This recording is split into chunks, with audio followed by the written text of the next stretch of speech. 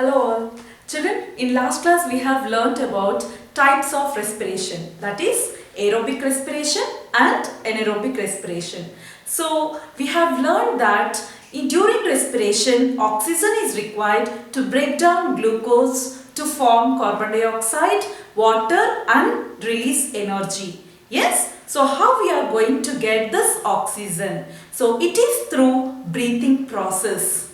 Yeah? So what is the pathway of respiration? So today we are going to learn pathway of respiration. So here is the pathway. So first let me read out the organs which are involved during the intake of gases and release of gases.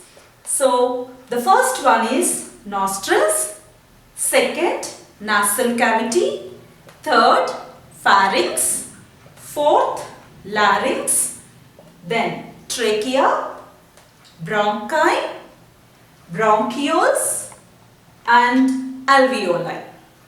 So these are the organs included for exchange of gases. Then moving on to nostrils. These are the two openings of your nose through which the air will enter and exit the body. Then coming to nasal cavity. These are the two openings which are present behind the nostrils. Now here, this nasal cavities, the inner lining of nasal cavities are surrounded with mucous membrane which produces mucus. And also the nasal cavity is surrounded with the linings of nasal cavities are surrounded with the hair. So this mucus and the hairs will prevent the dust from entering the rest parts of your respiratory tract. Then moving on to pharynx. So pharynx is a common passage for both food and air. Then the next part is larynx. So larynx is the upper part of trachea and is also called as voice box. Then trachea, which is also called windpipe. Children, please look to your neck. Here you can find small ring-like structures. Is it?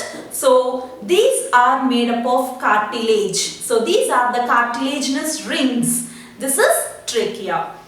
And then moving on to next, this is bronchi. So as this trachea moves into the chest cavity, it is divided into two branches called bronchi. So these bronchi will move into the left lung and then to the right lung. So here each bronchi is divided into finer and finer branches called bronchioles. So each bronchiole ends up in small air sacs called alveoli. Children, if you can look at here, this is a small air sac. This is alveoli. So alveoli is supplied with the blood vessel or blood capillary which helps in exchange of gases. So here I have shown you how the exchange of gases is taking place. So this is a common pathway for both oxygen as well as carbon dioxide.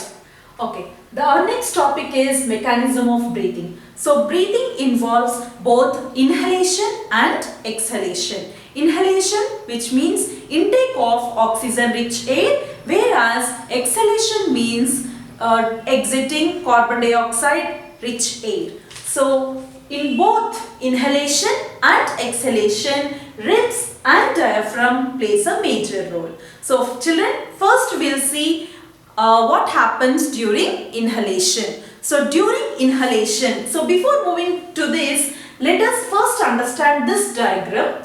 So this is our body cavity.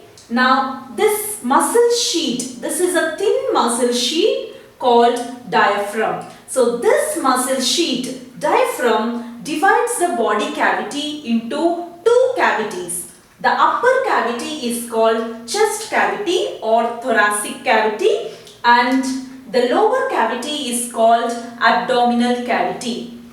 Now, if you see here, during inhalation, the ribs move up and forward. So children, requesting every one of you to please inhale the gases and observe. So during inhalation, the ribs move up and forward, whereas the diaphragm gets contracted. So when this gets contracted, now you can observe here the dome-shaped diaphragm is pulled downwards. So because of that, it is forming like a floor. So because of this, the chest cavity will expand. Since the chest cavity expands, the volume of lungs becomes more, whereas the air, see, volume of lung increases, whereas pressure of air inside the lungs becomes reduced. So the air from outside enters the lungs. So during inhalation, the ribs and diaphragm comes back to its original position. So children, you try to exhale and check what happens to the ribs. So ribs gets down and backward, whereas the diaphragm gets relaxed. That means it again acquires its dome shape. So because of this, the volume becomes less, whereas pressure inside the lungs becomes more. So as pressure increases, the air gushes out. So this is how the inhalation and exhalation takes place. Children, what do we breathe out? So as we discussed before, we breathe out carbon dioxide and water vapor in addition to nitrogen and unused oxygen. So this is an activity to show the exhaled air contains moisture. So children, if spectacles are available for you, or if you are in front of mirror, blow the air onto a clean mirror for few minutes and observe the surface of mirror. So you can see the mirror becomes hazy. So after some time, you can also see the deposition of water droplets on it. So this activity shows that the exhaled air contains moisture, that is water vapor. So the next activity shows that the exhaled air contains carbon dioxide. So if you observe this, the test tube contains lime water, that is calcium hydroxide, and blow the air into the test tube which contains this lime water. After some time, you can observe the color of the lime water change to milky white. This is because of formation of calcium carbonate. So here calcium hydroxide reacts with carbon dioxide that is present in the exhaled air to form calcium carbonate and water. So this proves that the exhaled air contains carbon dioxide. Next, differences between respiration and breathing. So what is breathing? Breathing is a physical process which involves exchange of gases, that is oxygen and carbon dioxide, whereas respiration is a biochemical process. So it involves complete breakdown of food to produce carbon dioxide, water and energy. Breathing takes place outside the cell, whereas respiration occurs inside the cell.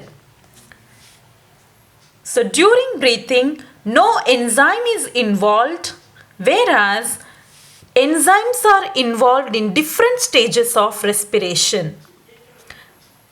During breathing, no energy is evolved or absorbed, whereas energy is released in a controlled and stepwise manner in respiration.